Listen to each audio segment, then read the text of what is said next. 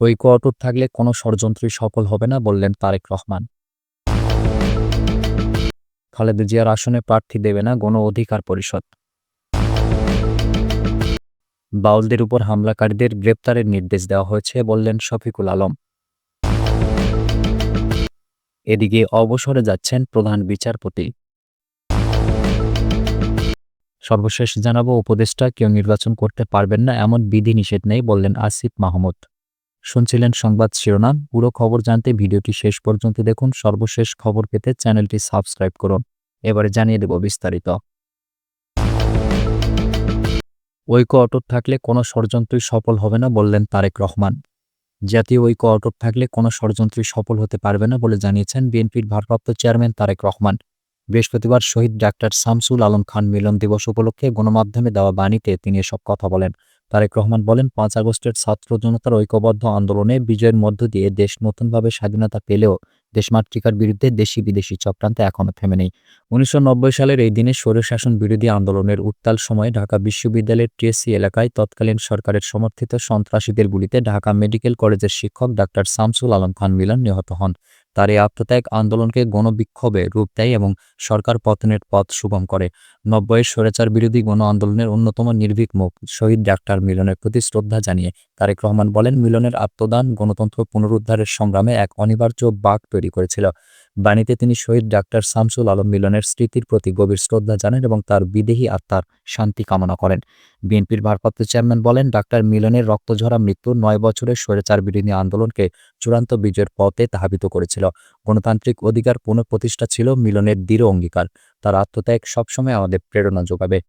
তারেক রহমান বলেন, বুকের তাজা রক্তের বিনিময়ে তিনি গণতন্ত্রের বিজয় এনেছিলেন।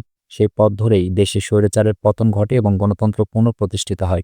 দেশনেত্রী বেগম খালেদা জিয়ার নেতৃত্বে দেশে গণতন্ত্রের নবযাত্রা শুরু হয়। খালেদা জিয়ার আসনে প্রার্থী দেবে না গণ অধিকার পরিষদ।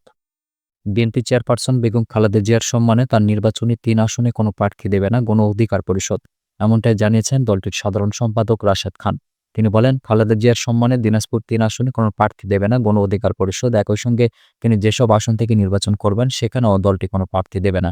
ত্রয়োদশ জাতীয় সংসদ নির্বাচন উপলক্ষে বৃহস্পতিবার দুপুরে রাজধানীর বিজয়নগরে গণ অধিকার পরিষদের কার্যালয়ে দ্বিতীয় ধাপে প্রার্থী ঘোষণাকালে তিনি সব কথা বলেন। রাশেদ খান জানান, এই দফায় আরও ১৫০ আসনে প্রার্থী ঘোষণা করছে গণ অধিকার পরিষদ। এ নিয়ে মোট ২০০ আসনে নির্বাচনী প্রার্থী ঘোষণা করল দলটি। পরের দফায় আরও ১০০ প্রার্থীসহ মোট ৩০০ আসনে গণ অধিকার পরিষদ প্রার্থী ঘোষণা করবে বলে জানান রাশেদ খান। পাশাপাশি সব আসনে প্রার্থীদের জনসংযোগের পরামর্শ দেন তিনি। এ সময় নির্বাচনী জোট নিয়ে রাশেদ খান বলেন, ফ্যাসিবাদ বিরোধী অনেকগুলো রাজনৈতিক দলের সঙ্গে নির্বাচনী জোটের প্রাথমিক আলোচনা চলছে, তবে কোনোটাই এখন পর্যন্ত চূড়ান্ত নয়। জোট হলে আলোচনা সাপেক্ষে প্রার্থিতা দেওয়া হবে।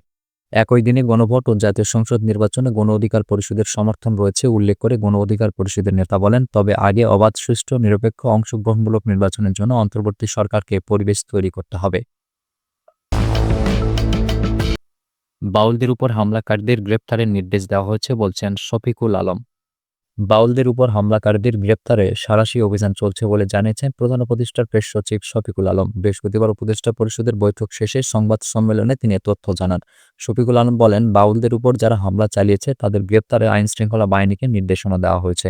তিনি বলেন, মানিকগঞ্জের পুলিশ এই নির্দেশনা অনুযায়ী কাজ করছে। একই সঙ্গে অন্য ২-১ জায়গায় যেখানে হামলা হয়েছে সেই সব জায়গায় সাঁড়াশি অভিযান চলছে। সম্প্রতি ধর্মীয় অনুভূতিতে আঘাতের অভিযোগে গ্রেপ্তার হওয়া বাউল আবুল সরকারের মুক্তির দাবিতে কর্মসূচি পালন করতে গিয়ে মানিকগঞ্জ, ঠাকুরগাঁও ও খুলনায় হামলার শিকার হন বাউলরা। অবসরে যাচ্ছেন প্রধান বিচারপতি।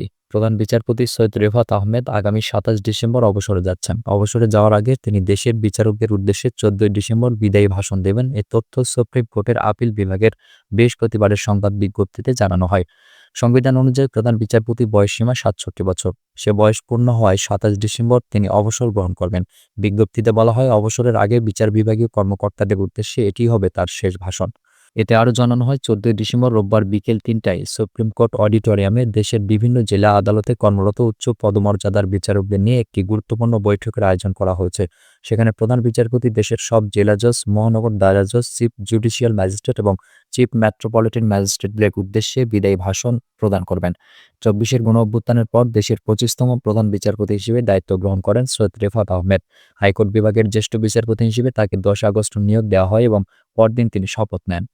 দায়িত্ব নেওয়ার পর বিচার বিভাগের সংস্কার ও উন্নয়নের যে রোডম্যাপ তিনি ঘোষণা করেছিলেন, গত ১.৫ বছরে সেই পরিকল্পনার আওতায় নেওয়া পদক্ষেপগুলো এবং ভবিষ্যৎ সম্ভাবনা নিয়েই তিনি বিদায়ী ভাষণে আলোচনা করবেন বলে বিজ্ঞপ্তিতে উল্লেখ করা হয়েছে। বিশেষ করে চলমান বিচার বিভাগীয় সংস্কার, প্রযুক্তি নির্ভর সেবা সম্প্রসারণ, বিচারকদের পেশাগত দক্ষতা বৃদ্ধি, আদালতের কার্যক্রমে স্বচ্ছতা নিশ্চিত করা, নিচের আদালতের বিচারকদের সক্ষমতা উন্নয়ন, বিচার প্রার্থীদের সেবা প্রাপ্তি সহজ করা এবং মামলার জট কমানোর মতো বিষয়গুলো তার বক্তব্যে গুরুত্ব পাবে। এর আগে দায়িত্ব নেওয়ার কয়েক সপ্তাহ পর ওই বছরের ২১ সেপ্টেম্বর তিনি দেশের সব বিচার বিভাগীয় কর্মকর্তাদের সামনে বিচার বিভাগের সংস্কারের রোডম্যাপ পেশ করেন। সেখানে পৃথক বিচার বিভাগীয় সচিবালয় গঠন, উচ্চ আদালতের বিচারক নিয়োগে সুনির্দিষ্ট আইন প্রণয়ন, বিচার বিভাগের দুর্নীতি প্রতিরোধ সহ নানা সংস্কারের পরিকল্পনা তুলে ধরা হয়।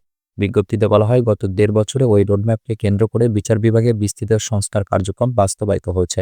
দীর্ঘদিনের দাবি পূরণ করে ২০ নভেম্বর বিচার বিভাগের জন্য আলাদা সচিবালয় প্রতিষ্ঠান অনুমোদন দেয় সরকার। উচ্চ আদালতের অধীনে পরিচালিত হবে নতুন এই সচিবালয় এবং সেদিন উপদেষ্টা পরিষদের সভায় এর নীতিগত ও চূড়ান্ত অনুমোদন দেওয়া হয়। উপদেষ্টা কেউ নির্বাচন করতে পারবেন না এমন বিধিনিষেধ নেই বলছেন আসিফ মাহমুদ। কেবল ছাত্র উপদেষ্টা নয়, অন্তর্বর্তীকালীন সরকারের সঙ্গে যুক্ত আরও কেউ আগামী জাতীয় সংসদ নির্বাচনে অংশ নেওয়ার আলোচনায় রয়েছেন বলে মন্তব্য করেছেন উপদেষ্টা আসিফ মাহমুদ সজীব ভূঁইয়া। বৃহস্পতিবার সচিবালয়ে সাংবাদিকদের সঙ্গে আলাপকালে এ দাবি করেন তিনি। উপদেষ্টা বলেন, শুধু আমরা দুজন ছাত্র উপদেষ্টা না, আরও যারা সরকারের সঙ্গে বিভিন্নভাবে জড়িত আছেন কেউ নির্বাচন করবেন এমন কথাও আছে। তিনি বলেন, অন্তর্বর্তী সরকারের উপদেষ্টা কেউ নির্বাচন করতে পারবেন না এমন কোনো আইন বা বিধিনিষেধ নেই। তবে পদে থেকে নির্বাচন করা স্বার্থের সংঘাত ঘটায় বলে নির্বাচনে অংশ নেওয়ার আগে সরকার থেকে পদত্যাগ করা প্রয়োজন। তবে নির্বাচনে অংশ নেওয়ার ইচ্ছা থাকলেও কোন আসন থেকে বা কোন দলের হয়ে নির্বাচনে লড়বেন এ নিয়ে এখনও সিদ্ধান্ত চূড়ান্ত করেননি বলেও জানান তিনি। সুপ্রিয় দর্শক, এই ছিল এখনকার মতো সর্বশেষ সংবাদ। পরবর্তী সংবাদ দেখার আমন্ত্রণ রইল।